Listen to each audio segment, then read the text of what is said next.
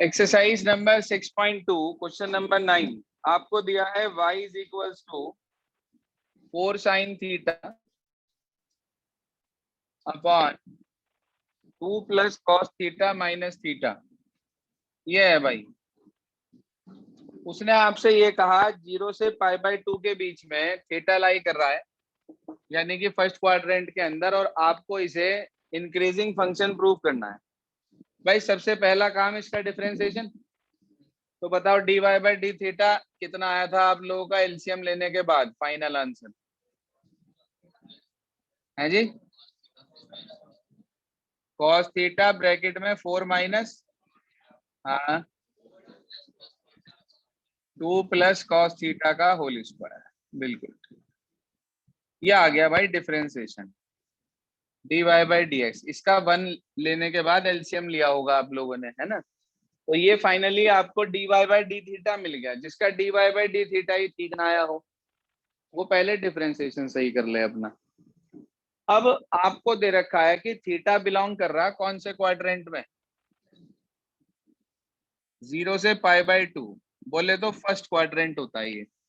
First quadrant में cos की value 0 से लेकर 1 तक जाती है मैक्सिमम, इससे आगे नहीं जाती। 1 से आगे कॉस वैसे भी नहीं जाता, 0 से पीछे भी नहीं जा सकता क्योंकि फर्स्ट क्वाड्रेंट है तो नेगेटिव नहीं आ सकता यहाँ पर। ये आ गया हमारे पास। तो इसका मतलब जो कॉस थीटा है वो ग्रेटर देन इक्वल टू 0 होगा कंफर्म, कॉस थीटा। बाकी रह गए दोनों ब्रैकेट। तो बताइए सर 2 प्लस कॉस थीटा क्या देगा? हाँ जी, 2 प्लस कॉस थीटा क्या देगा हमें?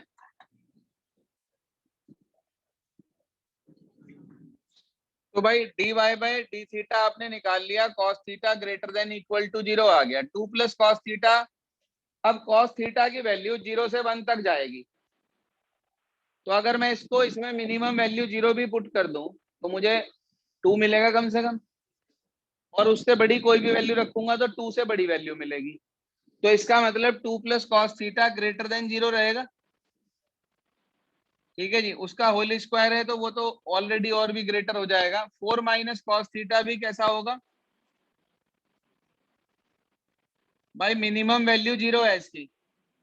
अगर मिनिमम वैल्यू 0 है तो इसका मतलब इसकी सबसे छोटी वैल्यू क्या बैठेगी? मिनिमम। नहीं नहीं नहीं, 0 कैसे भाई? 4 माइनस कॉस थीटा है, कॉस थीटा की मिनिमम वैल्यू 0 है, मैक्सिमम वैल्यू 1 है। ठीक है जी। तो अगर आप कॉस थीटा के अंदर 0 पुट करते हैं तो 4 आएगा, और 1 पुट करते हैं तो 3 आएगा। इसकी मिनिमम वैल्यू 3 आएगी, मैक्सिमम वैल्यू 4 आएगी। ये टॉपिक है हमारा अगला, मैक्सिमम मिनिमा हमारा अगला टॉपिक है। उसके अंदर हम यही चीज निकालेंगे, मैक्सिमम वैल्यू और मिनिमम वैल्यू। तो उसका समझ लो एक तरीके से आपकी हल्की सी प्रैक्टिस सी हो रही। तो भाई 4 माइनस कॉस थीटा आया, मिनिमम वैल्यू 3 जा रही, मैक्सिमम वैल्यू 4 जा रही। 0 से छोटी है कि बड़ी है? ग्रेटर देन 0 है। तो इसका मतलब 4 माइनस कॉस थीटा भी ग्रेटर देन 0 हो गया। सर ये वैल्यू 0 हो सकती है बस, और अगर ये 0 हो गई तो उस केस में 0 इंटू कोई भी पॉजिटिव वैल्यू मिलके क्या दे देगी? 0। तो क्या मैं इसके बाद ये कह सकता हूं it implies dy by D theta हमारा ग्रेटर देन 0 हो गया? हाँ जी sir, greater than equal to 0 हो गया। और जैसे ही ये ग्रेटर देन इक्वल टू 0 हो गया आपके पास क्या कहोगे आप इसके लिए? कि ये हमारे पास इंक्रीजिंग फंक्शन हो गया। लिखते हैं आप it implies it is increasing for all theta belongs to 0 से π/2। फॉर ऑल के लिए ये भी यूज कर सकते हो आप मैथमेटिक्स में, ई बना के उसे ऐसे काट देते हैं यदि हम, तो इसका मतलब भी फॉर ऑल होता है। ठीक है जी, फॉर ऑल x या थीटा बिलोंग्स टू 0 से π/2। बात क्लियर हो गई यहाँ से? ये 9th क्वेश्चन था हमारे पास जो हमने कल छोड़ दिया था, और इसके बाद आपको मैंने 11th ऑनवर्ड्स क्वेश्चन ट्राई करने के लिए दिए थे। बोलिए सर, सबसे पहले तो 12th का सी पर 11th हो गया। Yes sir. इसने कहा prove that function this is neither strictly increasing nor strictly decreasing. आपने इसका dy by dx करके x की वैल्यू निकाल ली है, वो x की वैल्यू इस इंटरवल के बीच में कहीं को कोई आ गई होगी, हाफ आई कितनी आई? यस सर, हाफ आ गई। तो -1 से हाफ और हाफ से 1, तो इंटरवल टूट गया। एक में आपने कह दिया पॉजिटिव दिखा दिया, एक में नेगेटिव, तो एक में इंक्रीजिंग एक में डिक्रीजिंग, तो इसका मतलब ओवरऑल इंटरवल में नाइदर इंक्रीजिंग ऐसी करा। चलिए बार लिखा है which of the following functions are strictly decreasing on 0 से π/2। हमें नहीं पता कौन सा 0 से π/2 में स्ट्रिक्टली डिक्रीजिंग है। आप ध्यान से देखो 0 से π/2 में 0 और π/2 को इंक्लूड नहीं कर रखा, ओपन इंटरवल है भैया, इसी किताब में चेंज तो ये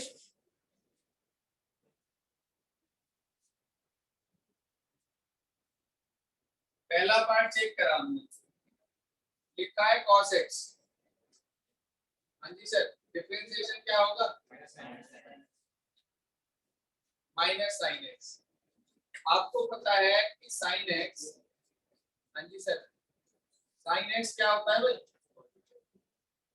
ग्रेटर देन 0 होता है जब x 0 से π/2 को बिलोंग करता है। पक्की बात? माइनस से मल्टीप्लाई कर दिया तो minus sine x less than 0 आ गया, यानी कि आपका f डैश x जो आया वो लेस देन 0 आ गया। f dash x less than 0 का मतलब स्ट्रिक्टली डिक्रीजिंग हो गया सर, स्ट्रिक्टली डिक्रीजिंग पहला। ऐसे ही दूसरा चेक करा हमने, अगला लिखा है cos 2x, डिफरेंशिएशन माइनस, इसी तरह से आ जाएगा वो, और माइनस के 2 sin 2x आ गया। तो 2x का मतलब क्या हो गया हमारे पास कि 2x की आप वो निकाल लेना यहाँ से पहले, रेंज कहाँ से कहाँ तक रखेगा। अगर x 0 से π/2 तक है तो 2π 0 से π तक हो जाएगा, पहला दूसरा क्वाड्रेंट कवर होगा। पहले दूसरे में साइन कैसा होता है? पॉजिटिव। अगर साइन पॉजिटिव है तो -2 से मल्टीप्लाई कर देना, ये पलट जाएगा आपके पास इनइक्वालिटी साइन, तो ये भी स्ट्रिक्टली क्या आ जाएगा? अगला क्या लिखता? cos 3x। तीसरा part fx = cos 3x, differentiation -3 sin 3x, ये आ गया 3x। ये अब x कहां से कहां तक बिलोंग कर रहा? 0 से π/2, 3 से मल्टीप्लाई कर दो, 3x बिलोंग करेगा किसको? 0 से 3π/2, यहां से यहां तक, ठीक है जी, यहां से यहां तक। अब आप ध्यान से देखो जरा, पहले दो में तो वो पॉजिटिव है और तीसरे वाले क्वाड्रेंट के अंदर साइन नेगेटिव है, तो इसका मतलब ओवरऑल ना तो वो इंक्रीजिंग हुआ ना डिक्रीजिंग हुआ, तो ये वाला पार्ट कैंसिल हो गया, यानी कि it is not strictly decreasing. इसमें दिक्कत आ रही थी क्या? इसमें आपने ये नहीं चेक करी होगी 3x की रेंज, इसलिए आ रही होगी दिक्कत, क्योंकि इसके अंदर तो वो सेकंड पार्ट में तो 2x हुआ, तो उसमें तो कोई इफेक्ट आया नहीं, आपका आंसर उससे ठीक आ गया होगा, सीधा सीधा चेक आपने उसमें भी नहीं करी, लेकिन उसमें आंसर ठीक आ गया होगा, क्योंकि उसके अंदर सिर्फ और सिर्फ पहले वाले केस के जैसा ही काम है। तीसरे वाले पार्ट का आंसर नो होगा, चेक करना आंसर क्या दे रखा है ना। क्लियर हो गया पॉइंट ये वाला? कर लेंगे पूरा इसे। चलिए तीसरे पार्ट को समझाने के लिए पहला दूसरा समझाना जरूरी है। इसके बाद 13 क्वेश्चन हो गया। हाँ जी, कह रहा which of the following on which of the following interval is the function given by this is strictly decreasing। कौन से ऐसे इंटरवल है जिसके अंदर वो स्ट्रिक्टली डिक्रीजिंग होगा? क्या करेंगे? डिफरेंशिएशन कर देंगे पहले, कितना आया? 100x की पावर 99 प्लस cos x आ गया। उसके बाद इस इंटरवल में से वैल्यू उठा के रख के पुट करके देख लेना, ठीक है जी, वैल्यू उठा के पुट करके देख लेना। जहां पे आपको मिल जाए वो होगा, और अगर कहीं नहीं मिल रहा तो नन ऑफ दीज होगा। क्या आया था आंसर? नन ऑफ दीज ही है इसका। आगे आ जाइए 14 पर, कह रहा find the least value of A for which the function fx given by x square plus ax plus 1 is strictly increasing on 1 से लेकर 2, तब होगा fx strictly increasing। जब देखो उसने strictly increasing कहा, इसका मतलब हमारा f dash x greater than 0 होना चाहिए। आप f dash x निकाल के ग्रेटर देन 0 रख दो और वहां से वैल्यू कैलकुलेट करो, क्या आ रही? कैसे करा आप लोगों ने? ऐसे ही करा सर ने। क्या वैल्यू मिली थी? माइनस ए बाई 2, और मिनिमम वो देगा कहाँ पे, क्योंकि स्ट्रिक्टली इंक्रीजिंग कह रहा तो सबसे जो है उसे आपने पुट कर दिया होगा 2 के इक्वल। आंसर क्या आया था? आंसर नहीं आया, चलो मैं करा देता हूँ इस 14 को मैं सॉल्व करा देता हूँ। 15 चेक कर लो पहले, जो ओरल क्वेश्चन है मैं खत्म कर रहा हूँ, फिर 14 बता देता हूँ। 15 में कह रहा है let I be the interval disjoint from -1 and 1। इसका क्या मतलब है? -1 से 1 को छोड़ के, -1 से 1 को छोड़ के डिसजॉइंट फ्रॉम लिखा है। इसका मतलब इस इंटरवल को छोड़कर बाकी सारा आई है, तो वो कह रहा प्रूव करना कि फंक्शन स्ट्रिक्टली इंक्रीजिंग होगा आई में। इसका मतलब इस हिस्से को छोड़कर बाकी सब जगह आपको उसे इंक्रीजिंग दिखाना है। तो आपने इसे जब ब्रेक करा होगा तो आपके पास सिंपल हो गया होगा डिफरेंशिएशन इसका। क्या ही वैल्यू? हाँ जी, लिखा क्या है? fx equal to x plus differentiation put f dash x equal to 0 रखा आपने, 1 equals to 1 upon x square equals to 1, x की value plus minus 1, interval break कर दिए, -1 प्लस 1। ठीक है जी, पॉजिटिव नेगेटिव पॉजिटिव निकाल के दिखा देना इसको। तो आप ये देखो, यहाँ पॉजिटिव आ गया, यहाँ पॉजिटिव आ गया। इसका मतलब ये हुआ कि -1 से 1 को छोड़ के बाकी सब जगह क्या है, वो इंक्रीजिंग है, स्ट्रिक्टली इंक्रीजिंग। यही प्रूव करना था। क्वेश्चन में कुछ नहीं है, तरीका वही है काम करने का, सिर्फ और सिर्फ लैंग्वेज को बदल दिया गया थोड़ा सा उठा के, और आप लोग घबरा के कहने लगे पता नहीं क्या चीज पूछ ली भाई, डिसजॉइंट और फलाना फलाना। मतलब -1 से +1 को छोड़कर बाकी सब जगह पर वो इंक्रीजिंग प्रूव करना था।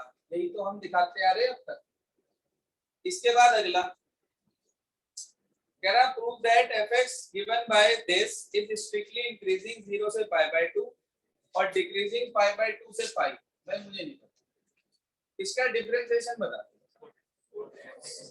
आपने देखा log sin x का 1 अपॉन sin x का cos x, तो cos x upon sin x cot x आ गया। cot फर्स्ट क्वाड्रेंट में कैसा होता है? पॉजिटिव। तो हो गया ये इंक्रीजिंग स्ट्रिक्टली इंक्रीजिंग प्रूफ।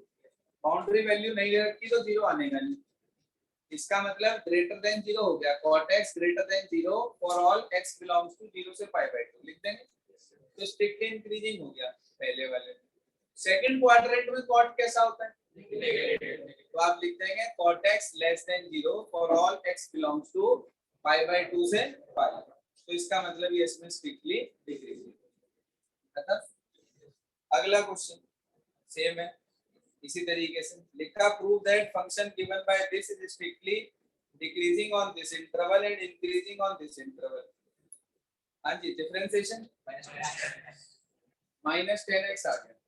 तो -10x का मतलब 0 से π/2 में 10x कैसा? ग्रेटर देन 0, माइनस से मल्टीप्लाई कर देना, तो -10x लेस देन 0 हो गया। इसका मतलब स्ट्रिक्टली डिक्रीजिंग हो गया 0 से π/2। अगला इंटरवल क्या दे रखा है आपकी बुक में? π/2 से पाई। π/2 से पाई में कुछ किताबों में ना गलत दे रखा, 3π/2 से उसको भी चल जाएगा, हाँ उसको भी जाएगा, ऐसी बात नहीं। हाँ जी, तो π/2 से पाई ले लिया मान लो आपने। सेकंड क्वाड्रेंट में 10 कैसा? नेगेटिव, तो यानी कि 10x लेस देन 0। माइनस से मल्टीप्लाई कर देना, 10x ग्रेटर देन 0 आ जाएगा। तो इसका मतलब आपका f dash x greater than 0 हो गया, तो आप कह देंगे स्टिक नहीं। क्लियर ये भी। अगला देखो, कह रहा prove that the function this is increasing in r। इसे इंक्रीजिंग प्रूफ करना r में, कोई दिक्कत नहीं है। Differentiation 3x square minus 6x plus 3 common ले लियो, अंदर आ गया x square minus 2x plus 1 whole square बन गया x माइनस 1 का होल स्क्वायर। तो आपने प्रूव कर दिया कि f डैश x इक्वल आ गया 3 times of x minus 1 whole square. कोई भी होल स्क्वायर हो वो ग्रेटर देन इक्वल टू 0 होता है। 3 से मल्टीप्लाई करके 3 times of x minus 1 whole square greater than 0, f dash x greater than equal to 0, it implies increasing हो गया। हां जी, क्लियर है बात यहां तक? कार्तिक क्या समझ में नहीं आया?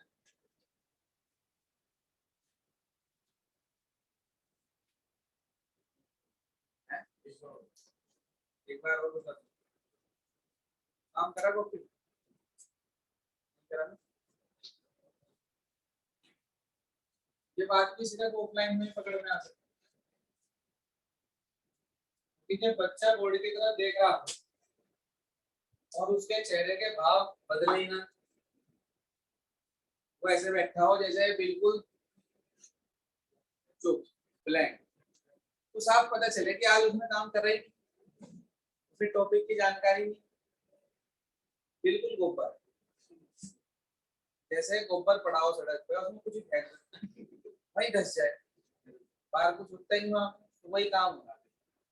जो बच्चे काम नहीं करने के ना, उनका हाल बिल्कुल गोबर के जैसा हो, ये सच्चाई। और घर बैठ के आप लोगों के साथ ऐसे ही हो रहा कि कुछ भी डाल लो जाओ, वो वहीं धस रहा था। नहीं कुछ भाई देखो, दो चार तो ठीक होते ही हैं, दो चार तो वैसे भी पढ़ते हैं, कुछ ऊपर ऐसे भी तो होते हैं जिनमें से छिट्टे निकलते हैं। तो आप उसमें उस तरह के गोबर है, और क्या, यही तो फर्क है बस। सच्चाई ये है कि अगर आप घर रह के पढ़ेंगे तो आप पढ़ेंगे ही नहीं, और आपकी आदत खराब हो चुकी है। आपको अपनी उस आदत को सुधारना पड़ेगा, क्योंकि आने वाले एक आध दिन में ही मैं आपके साथ वो चिंता का चिता चिता करने वाला हूँ। जिस दिन मैंने आपकी कॉपी पर नजर डाल ली ना, उस दिन आप ये कहोगे, कहने लगे वो चार तो यही कह के निकल लेंगे यहाँ से, और 4-5 और आ जाएंगे। वो इसलिए आ जाएंगे, चलो भाई कोई तो पिटाई कर रहा है शहर में, पढ़ेंगे तो सही हम इसी बात में। भैया अपने आप को सुधार है, जरूरी है। चलिए हाँ जी, देखो भाई ध्यान पूर्वक दोबारा से पूछ रहे भाई साहब, क्वेश्चन अच्छा पूछ लिया मैंने। fx equal to x cube minus 3x square plus 3x minus 100। Differentiation करा भाई बच्चे इसका, कार्तिक क्या बैठेगा? 3x square minus 6x plus 300 का जी। ठीक, इसमें से हमने कॉमन ले लिया, क्या कॉमन है? 3x square minus 2x plus 1, ये बन गया x माइनस 1 का होल स्क्वायर। ठीक, कोई भी whole square greater than equal to 0 होता है, ये प्रॉपर्टी है, चाहे मॉडुलस फंक्शन हो चाहे होल स्क्वायर हो, वो हमेशा ग्रेटर देन इक्वल टू 0 होते हैं।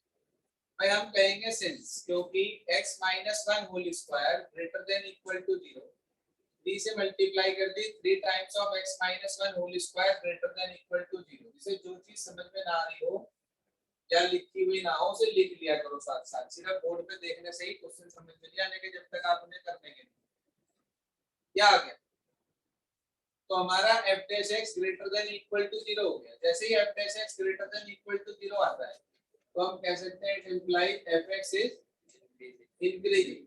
स्ट्रिक्टली शब्द तो तब लगता है जब ग्रेटर देन आता है, तो इंक्रीजिंग ऑन r, क्योंकि बाउंडेशन बाउंड्री तो कोई है ही नहीं, स्ट्रेट फॉरवर्ड मिल रहा है, तो ये आपको वैल्यू मिल। क्लियर है भाई?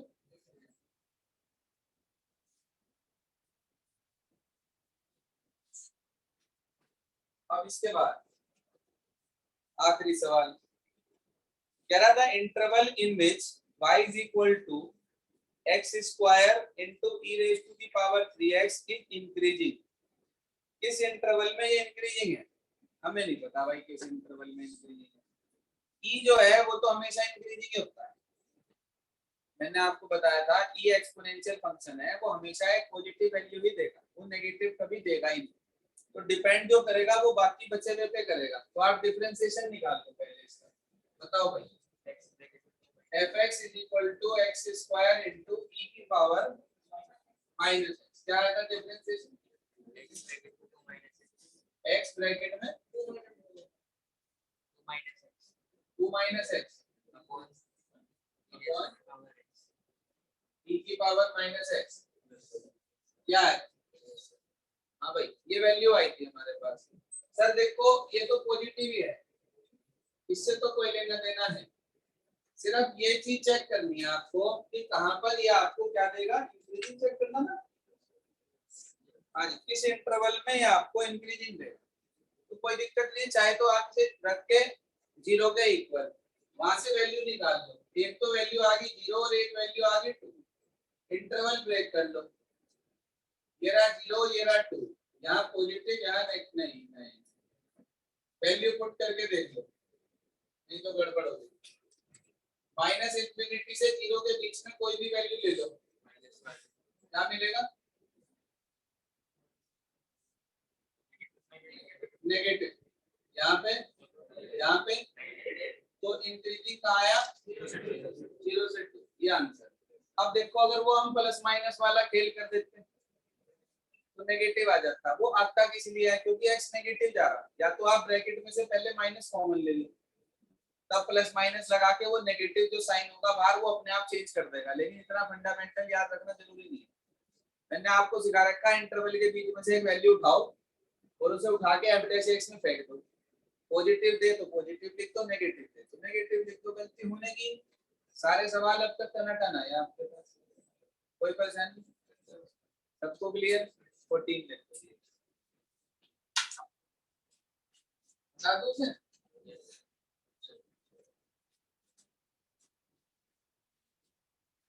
मेरे ख्याल से अब तक की सबसे ज्यादा समझ में आने वाली एक्सरसाइज होगी, क्योंकि यहाँ बैठ के समझते और सारे सवाल करते। अब तक क्या हो रहा था? कुछ कर ली, जो कर ली वो ठीक है, जो नहीं करी वो ठीक है, जो मैंने समझा दिए कुछ बच्चों ने पूछ लिए ठीक है, नहीं हुए ठीक है। कुछ ही बच्चे तो प्रॉब्लम पूछते हैं, सारे थोड़ी ना पूछते हैं आप में से भी। तो भाई इसलिए कहता हूँ offline is much better than online. सभी बच्चे जो आज गायब हैं उन्हें सूचित करें, कहने लगे भाई काम छूट जाएगा, कल मैक्सिमम में पढ़ाऊंगी सब, तो बाद में पेरेंट उठ जाए। टीचरों के नाम की तरफ ना सबसे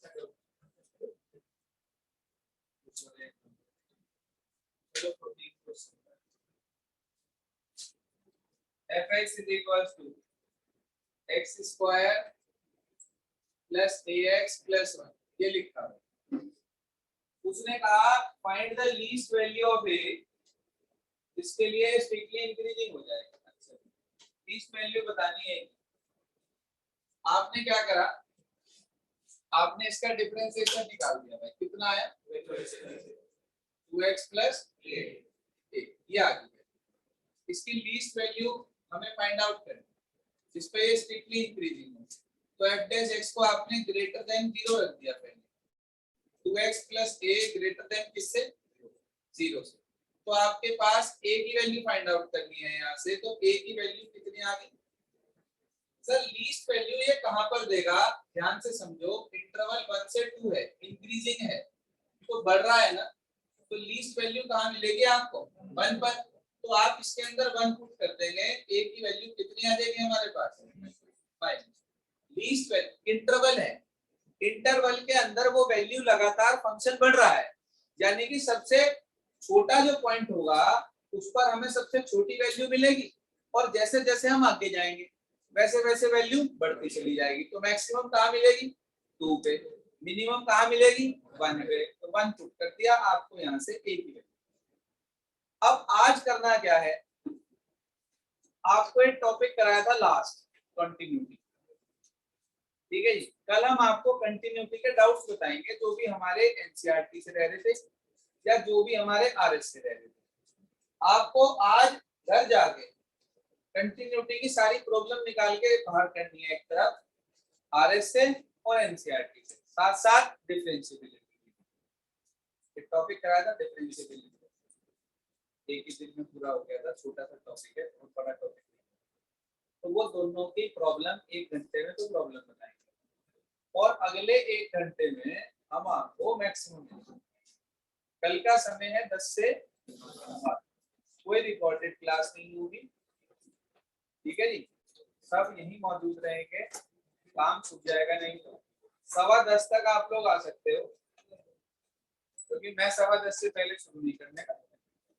ठीक है जी, इतना काम।